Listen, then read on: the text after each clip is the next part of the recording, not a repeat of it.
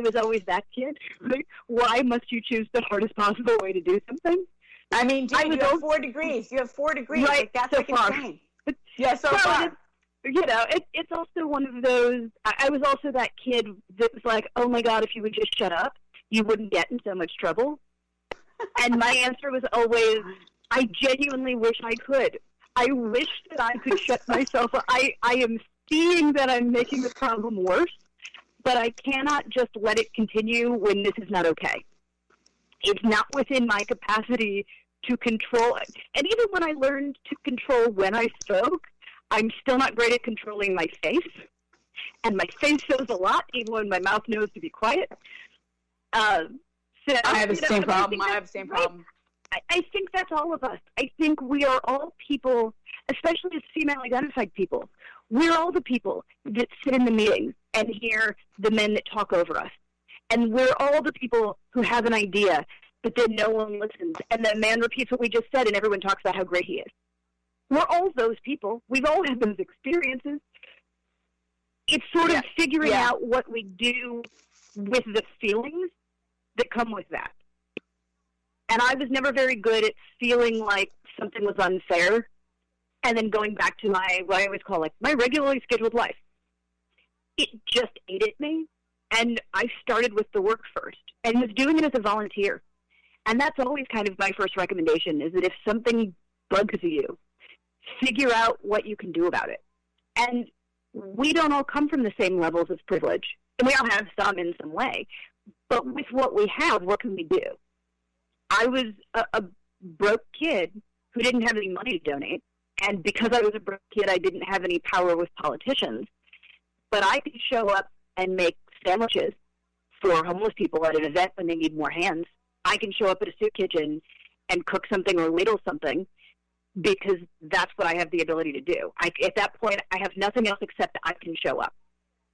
And we're seeing now at a time with a pandemic where showing up is not a possibility, that people are showing up remotely. They're coming to events. They are writing postcards to remind people to vote. They are asking questions of their peers. They are getting on social media and encouraging changes. So showing up, for me, is always the first step of it. And I found that the more that I was around, the more problems I saw, which was honestly not what I was hoping for. I think we all kind of hope for the easiest path of I'll just fix this one thing and then everything is fine. And instead, the more people I met, but I was young, and when you're young, you're inherently dumb because that's sort of the benefit of being young. And it went from I'm going to volunteer to help a group of people, this sort of pie-in-the-sky idea of like this collective of people in a category. And then I met people. And then it stopped being about the collective people, and it became, well, I'm doing this to show up for individuals with names and faces I know, who have told their stories, who I know have been dating each other for 45 years. And they're afraid that they're going to die and not have the same death rights or hospital rights because they can't get married. And suddenly it wasn't about the idea of same-sex marriage as a political statement or a movement or something to get involved or something to disrupt things. It became about the two humans in front of me who held hands when they walked to the car and who traded, shirts because one didn't like the outfit they were wearing. And why can't they get married? And how am I just okay with that? And I couldn't just be okay with that. And it grew over time, and the degrees that I went and have earned weren't ever a long-term plan. I was doing the work, and then I would get to a point, and I'd say, well, I want to do this. And they'd say, well, you can't do that without a degree, which makes sense. We don't want people running around thinking they can do all the things that people should actually be trained for. And, I had a minute where I was like, oh, there aren't therapists that specialize in sexual and gender minorities. People like to talk to me. I could do that. I'll just do that. And so people were like, I thought I would just do it. And then I got very lucky that there were people who were either chronologically or just professionally my elders who said to me, like, that's adorable. That's not a thing a person just does. You actually have to go to school and learn how to do that. That's not a thing you just decide one day that you can do. But yeah, no problem. So no problem. You're like, you just went. You're just like, okay, sign me up. Yeah. Well, and I am, my level of nerdy, and I think we all have nerdiness somewhere. My nerdy category is that I really like school. Except statistics. I'm not great at statistics. I fight to make sense of it, but that's not normally my wheelhouse of awesomeness. But for me, it was always, when I find a problem and I think I can do something about it, what skills do I need or what degree do I need to be able to do the thing I think I can do? And I've known people who realize, like, there's a problem with too many kids going hungry, and then discovered in some cities you can't just make food and hand it out because there are legal aspects of that. And at first that sounds stupid, but also we don't want homeless people eating food that's not safe. We don't want it to be okay in our society that random people can make food and feed someone where it might not be safe, it might not be healthy, it might be expired. So it does matter. It's a good thing that we have protections in place for people. And when somebody realizes that, maybe it's what sends them to culinary school, or to get a job in a restaurant, or to go to their local fast food place and ask about, could I get a discount if I buy 45 cheeseburgers? And they buy them from the fast food place and then go down the street and hand them out. Or they're collecting the blankets at the thrift stores, paying $1 here, $1 there, so they can go hand out blankets to people. It's really just looking at what are the things that don't feel okay to me and what's within my capacity to do something about it.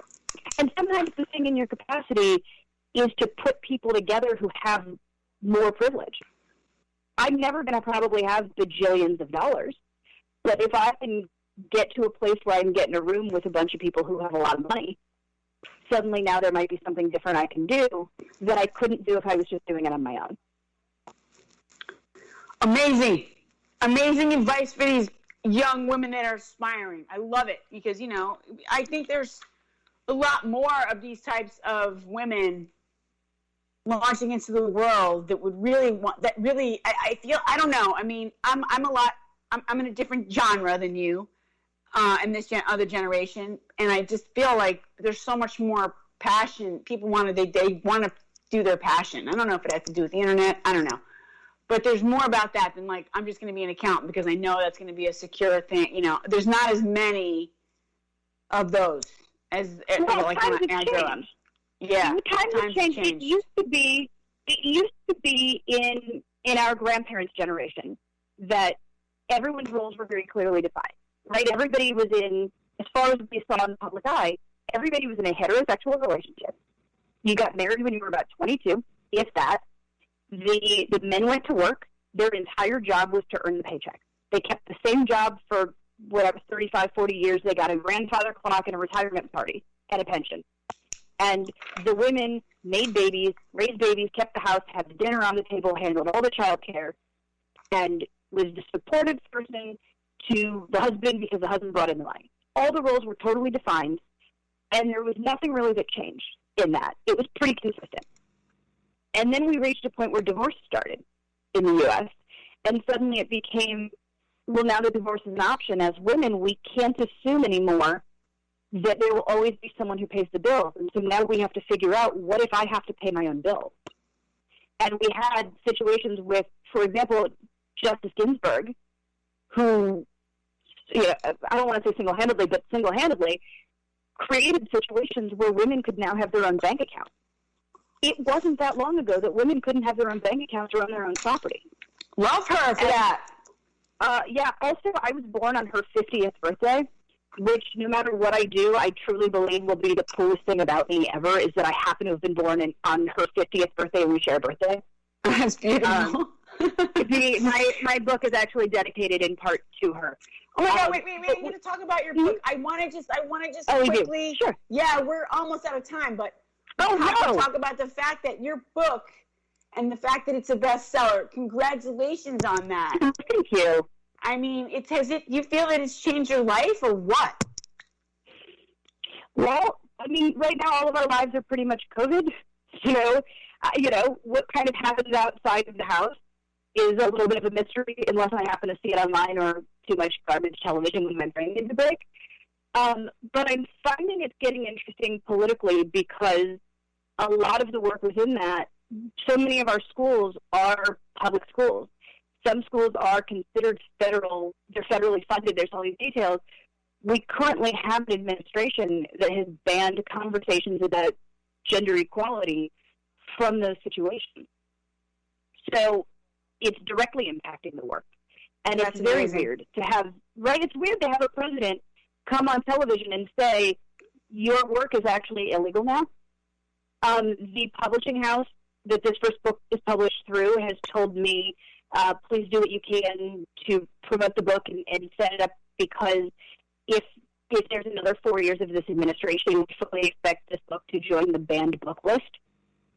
And, I don't look at that. I didn't write it for the sales, so I'm not concerned about personally. But the message and what you're doing and the impact, it's so important. It's so important. It's modern. It's happening. It's now. It's relevant. It can't be banned. Now's the time to pick it up. Right. Now's the time to pick it up. It's the time. I've had people tell me that they're buying multiple copies to give to each of the teachers that their kids have. I've had people reach out and send me emails that they are calling their local library and asking the library to keep copies on hand. They're calling university libraries where they may have gone to school or that's in their community. Amazing. I've had teachers call me and say, I just had a birthday. I normally get a bunch of apple-scented things. I love the intention, but oh my gosh, as a teacher, all we get are apple things. We're a little sick of it. Somebody gave me your book instead, and all of the other teachers in my classroom area are mad at me because they all wish they got that. Oh, that's a great idea. Okay, did everyone hear that out there for your teachers? Okay, we need to do this. We need to spread the love of the book, and we need to wrap up. So I'm going to let KRYSS tell you the best way to get in touch with her. Her website, I believe, right? Would that be the best way? Absolutely. So my website is thisiskryss.com. This is KRYSS.com. And I actually have a little bit of a surprise. For anybody that goes to my website and sends me a message through the contact on that and mentions that you listen to this conversation, you're going to be entered in a drawing to get a free copy of audiobook version of this. And that's my recording of the audiobook. I did that myself so that all the words are pronounced correctly. The conversation and the tone is just like we're talking about here. And it's going to be as if you were able to travel somewhere and show up at one of the trainings that people, well, between you and me, people spend a lot of money to attend the trainings. They spend even more money to get me to come out and give a training. And you'll get a free copy of that if you win the drawing. And the only way to win that drawing is to go to my website.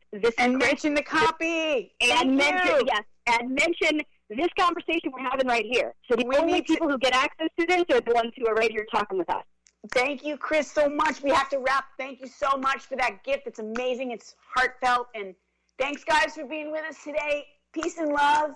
KRYSS, I just can't thank you enough. My heart is full. XOXO. Back at you. Have a great day, everybody. Let's keep these conversations going. Definitely.